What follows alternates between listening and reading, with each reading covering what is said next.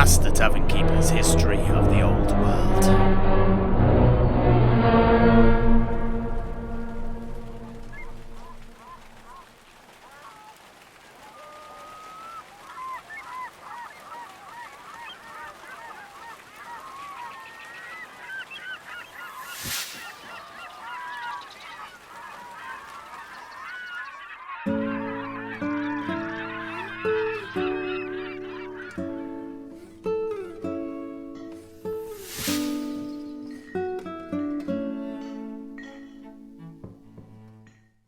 Och, so what can you tell us there about this there creature, this Dreadmore beastie that your friend Strolvar killed?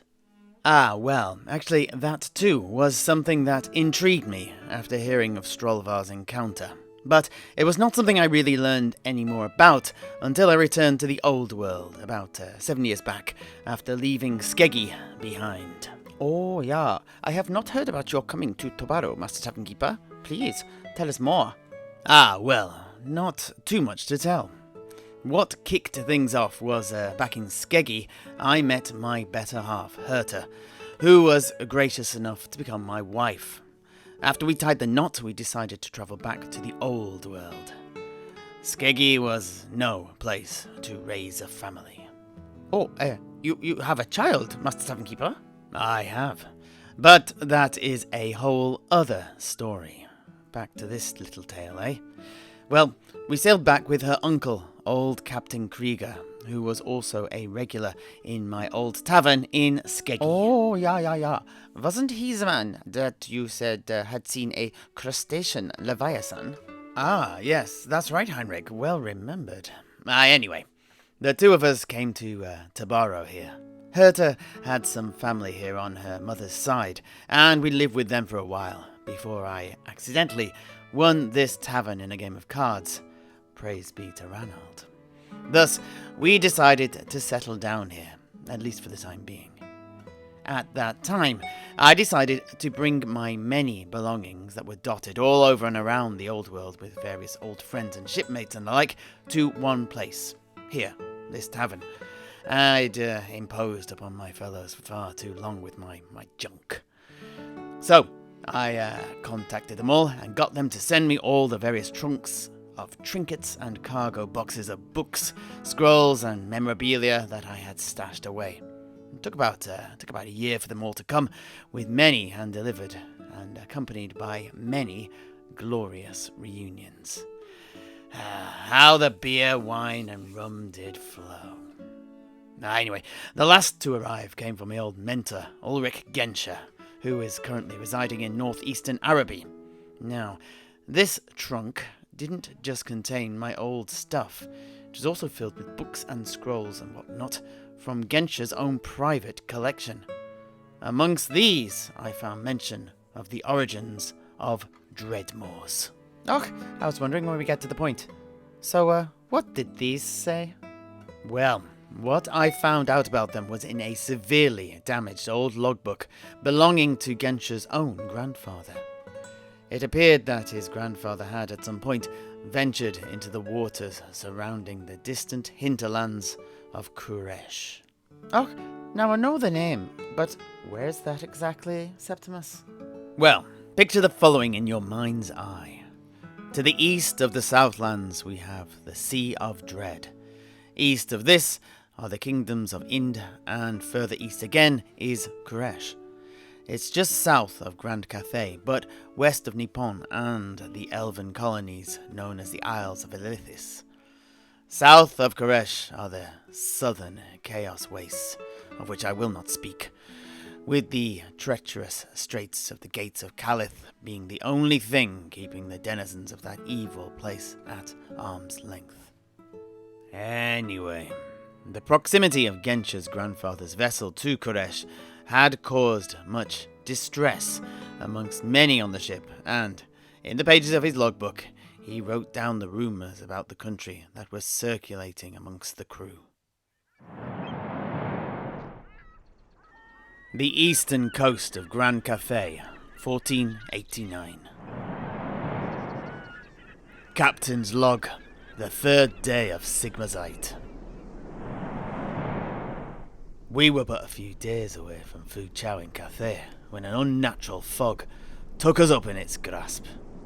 We persevered on for a time, but I can no longer tell north from south and east from west. We dare not sail on any further. Captain's log, the 4th day of Sigmarzite. The crew is afraid. There is a strange smell on the wind. Some claim to have seen the twisting coils of a serpent in the waters around the boat. The fog shows no sign of dispersing. Captain's log, the 5th day of Sigmarzite. We drifted for hours and hours before anyone noticed. We were no longer at anchor. We hauled up the chain to find the anchor missing. Stories quickly circulated that something had bitten straight through it, leaving only the chain that linked it to the boat intact. I quickly endeavoured to assuage these fears by claiming that the pin holding it to the chain must have simply rusted and broken. But on closer inspection, I saw that the pin was still there, and something indeed had bit down hard on our anchor and broken it in two. What manner of beast could do such a thing? I've not slept since this turn of events, steering the ship by pure determination and luck through the murky miasma. Captain's log, the 6th day of Sigmarzite. We ran aground at dusk. The boat lies atop a sandbank. The fog has finally moved on, but I almost wish it had not. We have drifted far from where we were. As I looked out from the boat, I could see a distant, titanic, cloud-wreathed mountain stretching up towards a clear, starlit sky. I slowly drew my eyes down the slopes to see foreboding, nay, fetid jungles cushioning their bases, which themselves then ran unbroken to a coastline dominated by wide beaches of black sand, punctuated by dark, rocky crags. I immediately brought out my maps and nautical equipment, invoked the blessing of Manan, and offered up a prayer to Odral the Devout. He both guided my hands and bolstered my calculations, yet I still doubted my findings. I started once more and repeated the whole process, but same results. I dared not do so for a 3rd time, for fear of insulting Manan, though I do not know which I now fear more, the sea god's wrath, or the answer to the question, where are we? For the answer is that we have become stuck off the coast of the Hinterlands of Khuresh. Captain's log, the 7th day of Sigmarzite. The crew are near mutiny, and it's all dependable Eisenbert Lerner, the boatswain, who is stirring the pot. Since my revealing of our location to the crew, he has become a different man. His indefatigable stern gaze has become furtive. Where he once stood tall, even during the worst of storms, he now skulks and scowls. Rudolph told me that he's been telling any and all who will listen tales of Khuresh, a land that had apparently taken his father from him at a young age. Gather thee, my brothers. I tell thee all, we have been cursed. Ever since we saw that young albatross peacefully sat upon the sea, only to be snatched up and dragged down into the watery depths by the ravenous jaws of one of Stromfeld's own hungry dread sharks.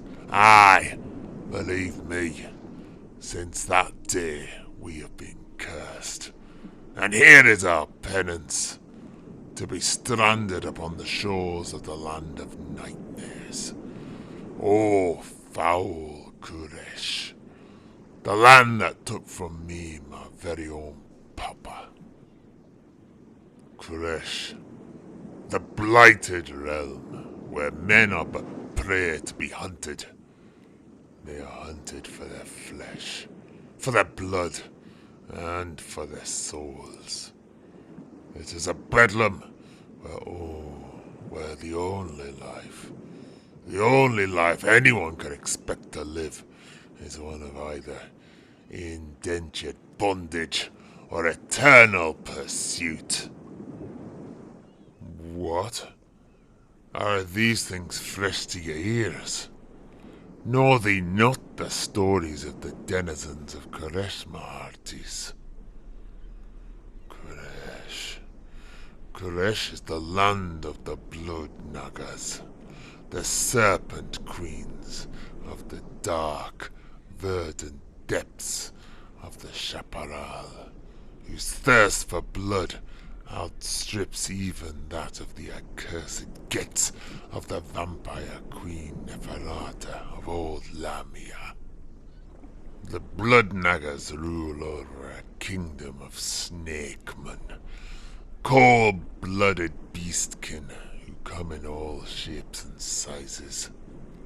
The armies of these queens are led by large, four-armed snake lords that slither into the fray of battle to cull about them with serpentine grace, or else lay coiled in repose upon golden magical conveyances, protected by insectile demons and casting evil magics.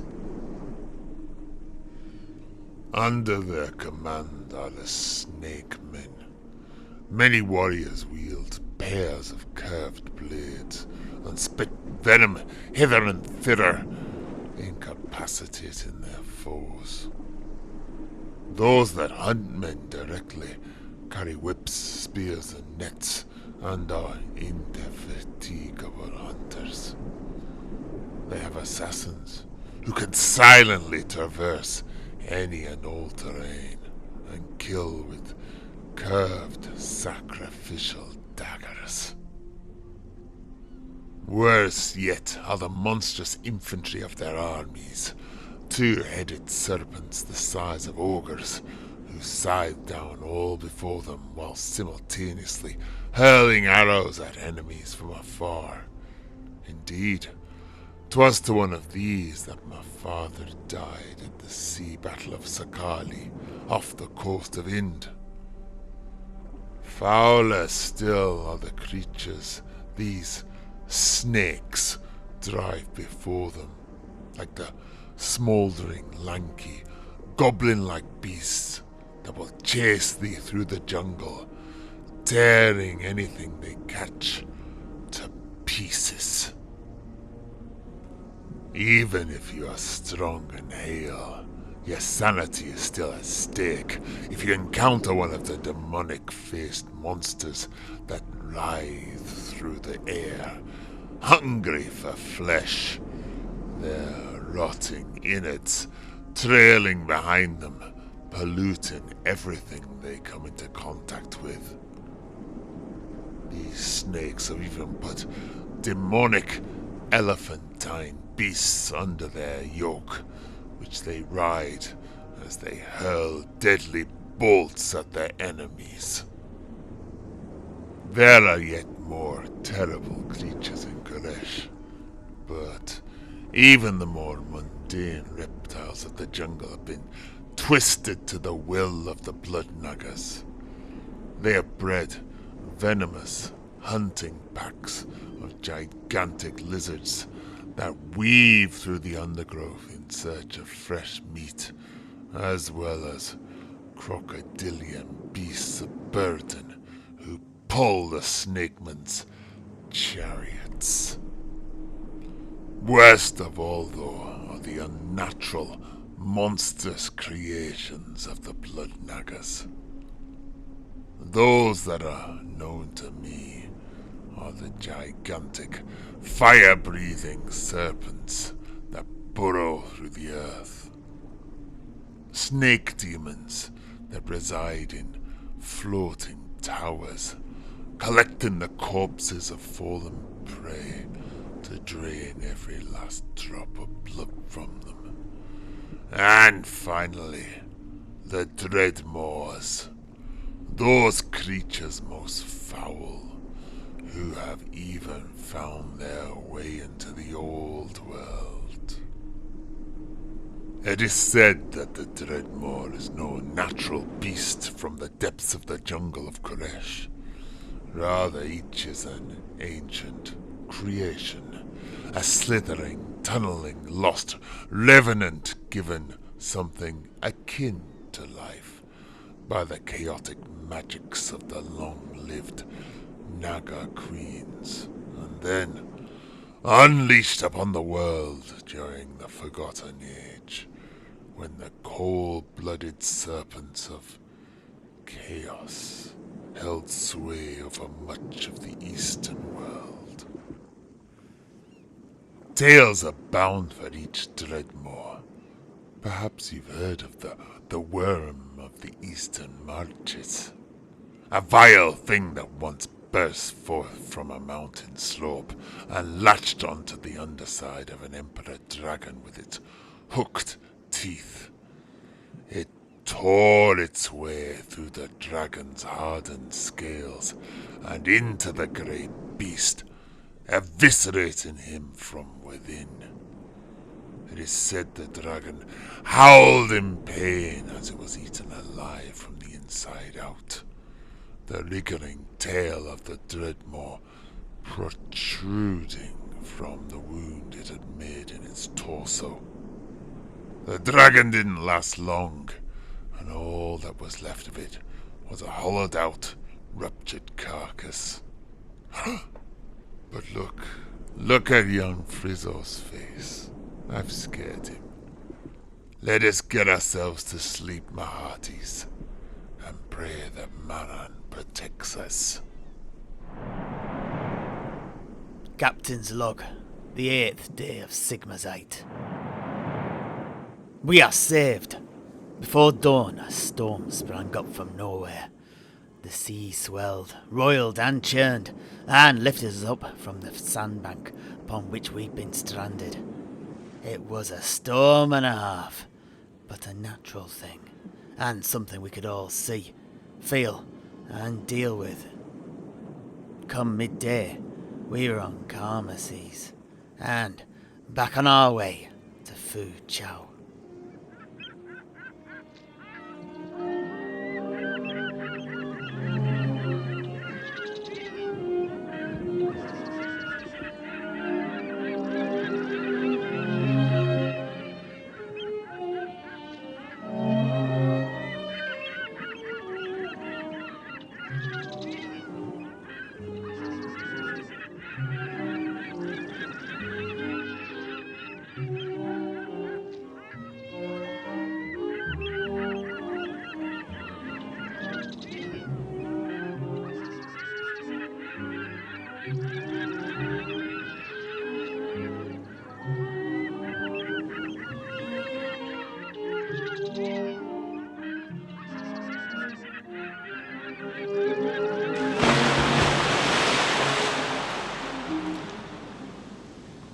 It is dusk.